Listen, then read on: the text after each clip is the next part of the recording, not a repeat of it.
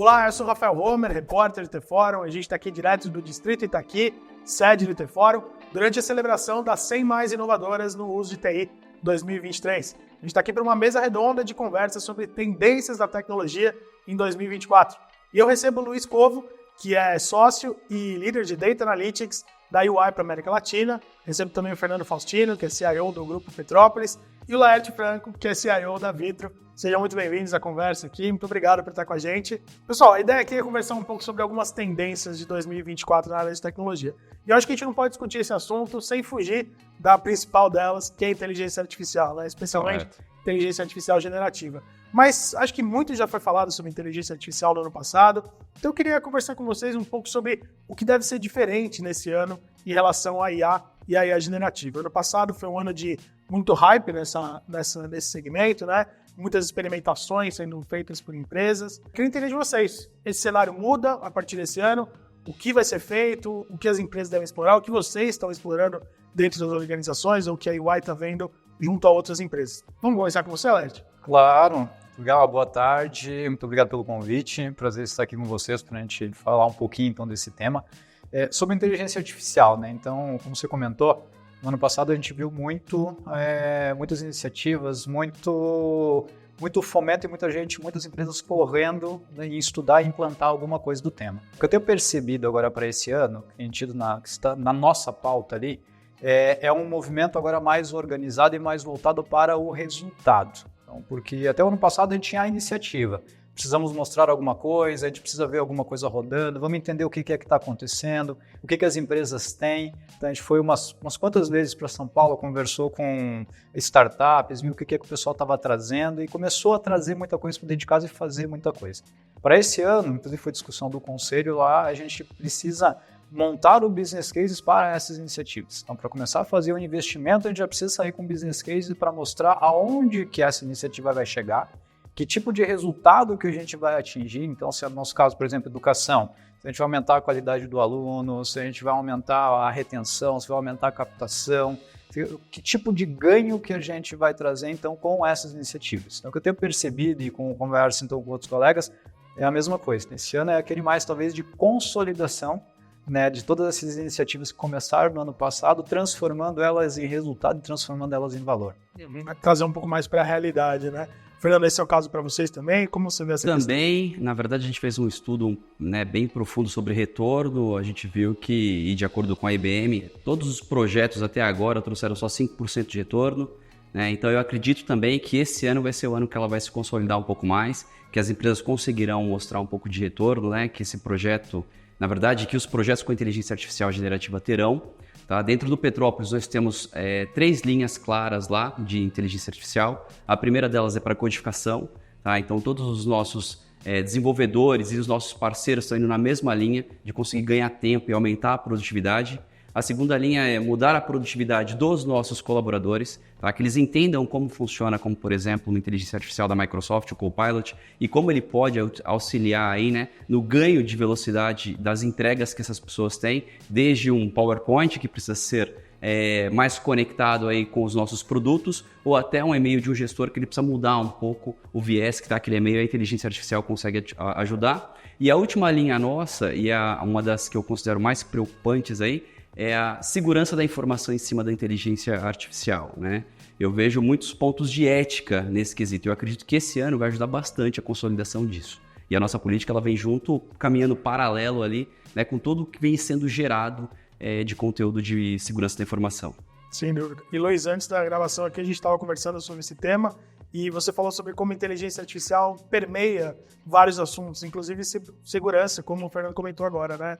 Como a UI está vendo essa questão? Algumas tendências ao redor da inteligência artificial que a gente deve ver em 2024? Perfeito. Se a gente for voltar alguns poucos anos atrás, a gente sai realmente de um cenário em que a inteligência artificial ela tinha uma aplicação talvez um pouco mais nichada, então eram alguns casos de uso que exigia, de fato, um conhecimento bastante, inclusive, especializado para selecionar o tipo de algoritmo que você ia utilizar, por uma situação em que a gente tem a inteligência artificial generativa, um uso bastante democratizado. Então, quando a gente fala, por exemplo, de Microsoft Copilot, a gente está falando de uma inteligência artificial que ela está à disposição praticamente de qualquer funcionário hoje. Quando você acessa ali o teu Office, você tem uma opção de fazer uma série de coisas já com um prompt à sua disposição.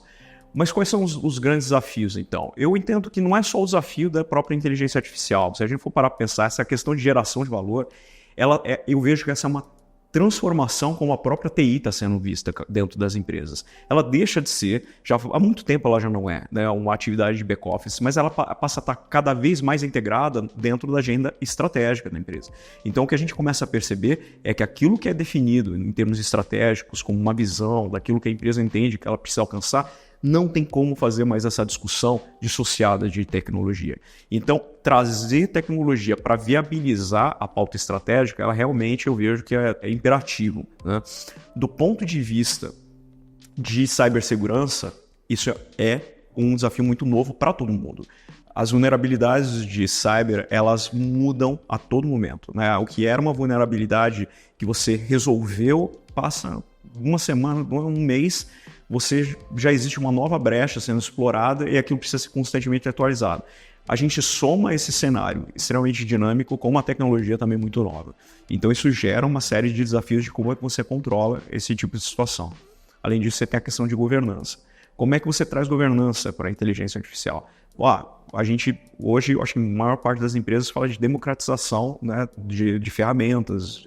Democratização é fundamental, mas o que a gente já começa a perceber muito rapidamente é que democratizar sem governança também gera uma série de aspectos, no mínimo desafiadores, que precisam ser controlados. Então, como é que você oferece acesso a esse tipo de ferramenta e, ao mesmo tempo, você cria mecanismos para controlar, no bom sentido da palavra, né?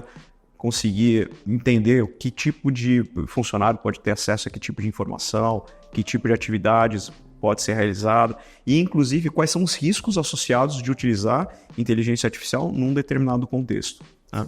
Porque a inteligência artificial, como a gente estava conversando antes, ela não tem um senso crítico, muitas vezes, de colocar intencionalidade dentro daquela ação.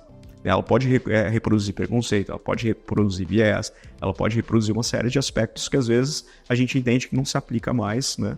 Então eu vejo que esses, talvez, de modo geral, seriam grandes desafios aí para a adoção desse tipo de tecnologia. Certo, foi muito bacana que você trouxe a questão da governança de IA, que eu acho que é um tema muito importante para esse ano, né? A gente tem, por exemplo, na Europa, uma legislação específica de inteligência artificial que já está sendo discutida, inclusive já vazou até uma primeira versão dessa lei. O Brasil ainda não tem uma lei específica de inteligência artificial, mas é algo que também está sendo discutido.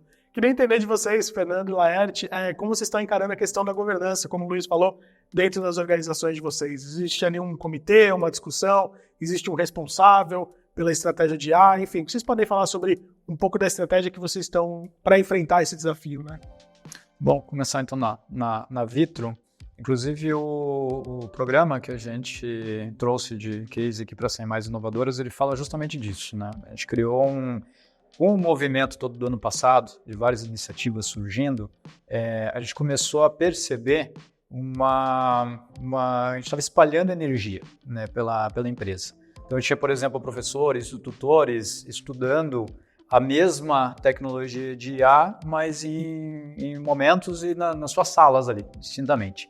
Então, a gente estava perdendo a oportunidade de, primeiro, entender o que a gente estava vendo como um todo, e segundo, de criar grupos, né, para poder trabalhar juntos numa mesma iniciativa e construir algo um pouquinho maior.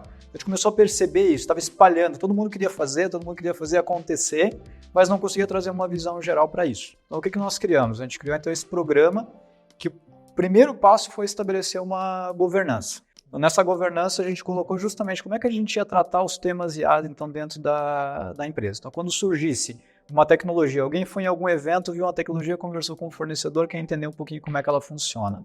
Alguém olhou para dentro de casa e viu um determinado problema que poderia ser resolvido com inteligência artificial. Como é que a gente organizava isso daí? Então, criamos essa governança que passava, então, pelo comitê, um comitê operacional multidisciplinar, que não tinha só a área de tecnologia, mas tinha também inovação, a Alessandra que está comigo aqui hoje, tinha o pessoal do acadêmico, tinha o pessoal da própria operação também, tinha o pessoal de mercado, né, para juntos a gente captar então essas ideias, discutir, definir quais que a gente trabalharia num primeiro momento, porque também a gente não tinha condição de abrir muitas frentes, e aí partir para POC, para piloto.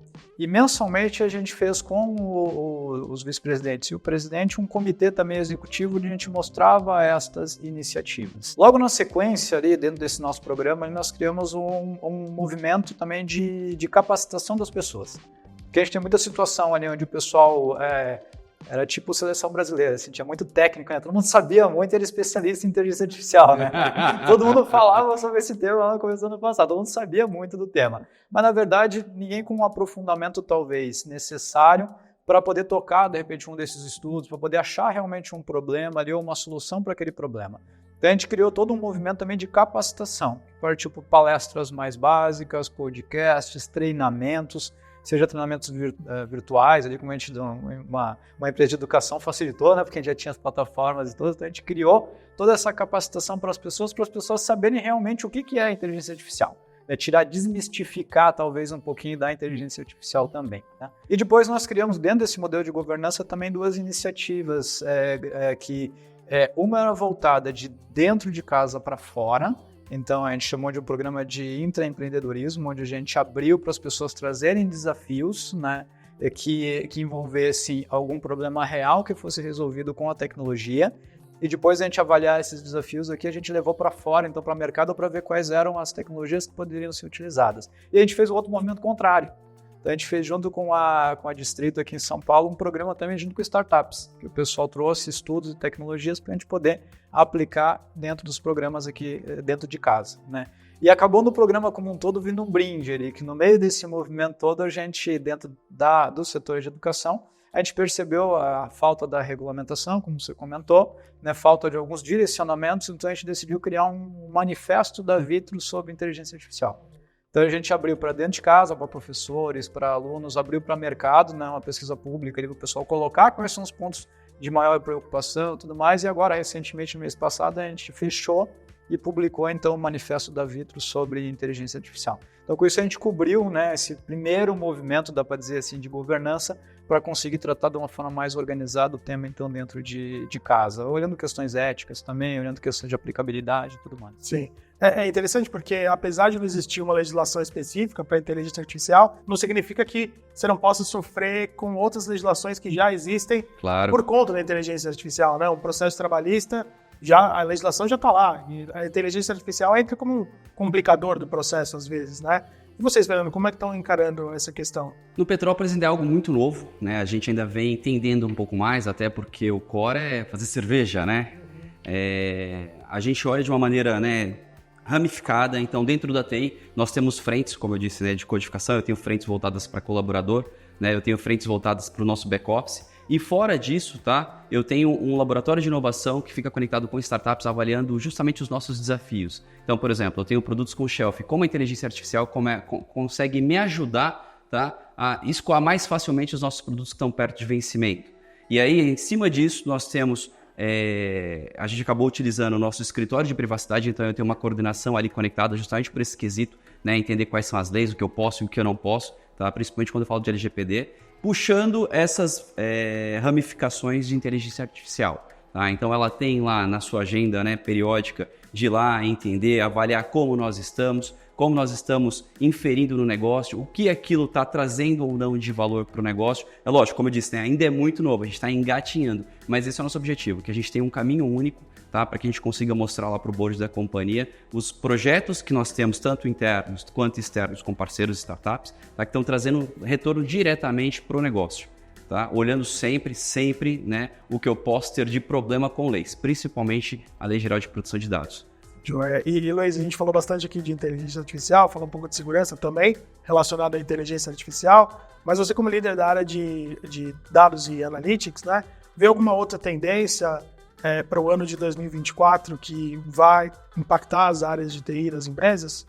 Existem muitas, né, Rafael? Porque se a gente for parar para pensar, a inteligência artificial ela é tão grande e o impacto que ela traz dentro dos negócios realmente tão revolucionário que ela acabou ofuscando outras tendências, né? Algumas que já vinham despontando, há um tempo atrás, que talvez a gente tenha deixado um pouco fora de foco, mas que a gente não pode esquecer por completo. Então, uma delas, eu posso mencionar algumas, mas uma delas que eu ainda continuo acreditando muito promissora é o próprio blockchain.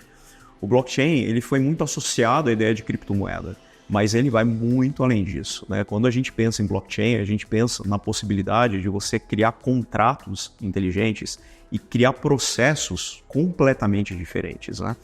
Então, inclusive de uma maneira, quando eu falo diferente mesmo, assim, descentralizado. Então, se a gente for pensar num processo, normalmente um processo padrão, ele tem uma instância validadora central, controlada.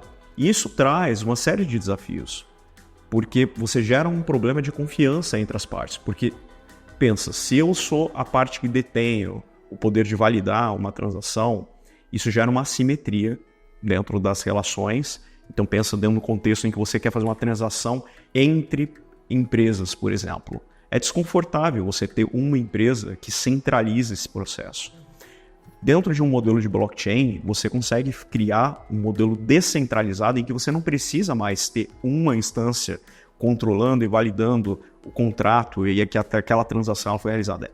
Essa validação é feita por consenso. Então, essa é uma ideia que eu ainda não vi render os frutos que eu vejo em potencial. Isso pode revolucionar de verdade a maneira como a gente faz muitas coisas. Imagina uma cadeia distribuída, em que você tenha muitos fornecedores. E você consegue realmente... É que a gente ainda pensa um mundo a partir de um modelo em que eu preciso, muitas vezes, quando eu falo eu, né, a organização precisa centralizar muitos processos. Mas se a gente começar a reimaginar os processos a partir do que a tecnologia proporciona, a gente vai perceber que hoje nós já somos capazes de realizar transações de uma maneira muito, muito diferente, né? Então, o blockchain para mim é um grande exemplo de uma tendência que não ficou velha ainda. Pelo contrário, eu acho que ela nem teve o seu tempo ainda aqui. A gente pode falar de IoT para muitos setores, isso aqui é fundamental, né? Já vem revolucionando, eu acho que a tendência é crescer cada vez mais. Então, se a gente for para pensar, a tecnologia, assim como a inteligência artificial não é necessariamente nova. O que talvez gere a sensação de algo muito diferente é a inteligência artificial generativa, que as pessoas elas passarem a experimentar ali no prompt do ChatGPT. Isso realmente muda muita coisa. E até esse próprio conceito, ele não pode ofuscar todas as variantes de inteligência artificial, além de uma AI generativa, porque elas continuam fazendo muito sentido em casos específicos, com aplicações específicas. AI generativa não resolve tudo. Ela resolve uma boa parte de um conjunto de problemas em que seres humanos são bons em resolver, mas tantos outros. Você ainda precisa ter a capacidade de entender qual é, né, a ferramenta que você usa. Então, eu acho que esse é o ano da inteligência artificial, né? Como foi o ano passado, eu acho que isso foi um boom e isso deve perdurar mais um tanto.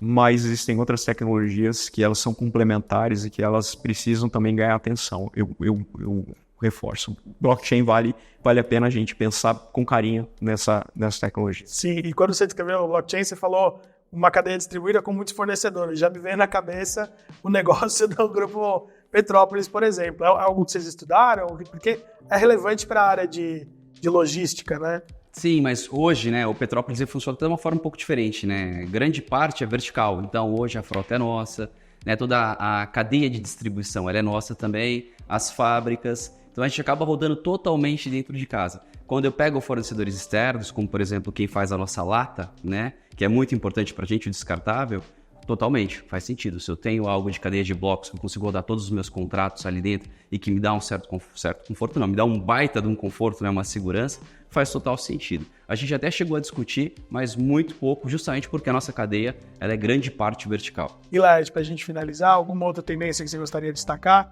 relevante para a Vitru, não necessariamente da área de TI como um todo? Olha, eu acho que a gente falando ainda de inteligência artificial, tem uma parte que já vem sendo tratada nos últimos anos, mas eu acho que se torna ainda mais relevante aonde as empresas querem chegar com o uso da IA também, que é a parte justamente de dados, né? Então, acho que todas as empresas têm isso no radar hoje Mas a gente tem estudado, tem conversado, tem tentado entender, até para a gente poder montar a nossa própria jornada de dados ali, que esse é um grande desafio. Então, hoje a gente tem muito dado, né, sobre alunos, sobre os nossos fornecedores, tem muita coisa.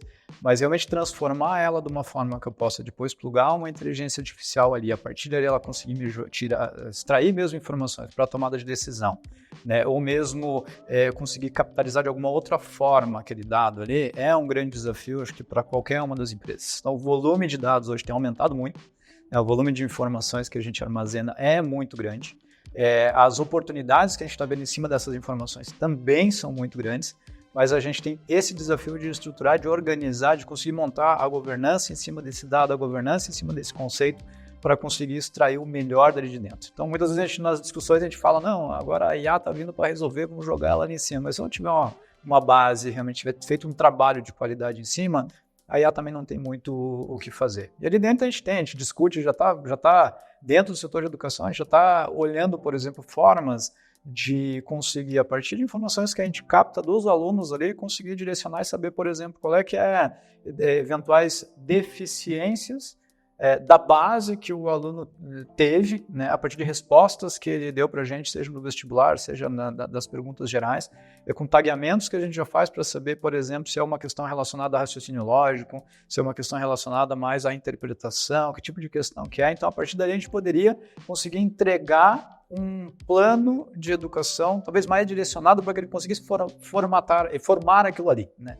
Mas para isso a gente precisa desses dados todos organizados para conseguir entregar algo de qualidade. Então acho que dados, apesar de não ser uma coisa nova, então a gente pode não, isso aí eu venho tratando há muito tempo.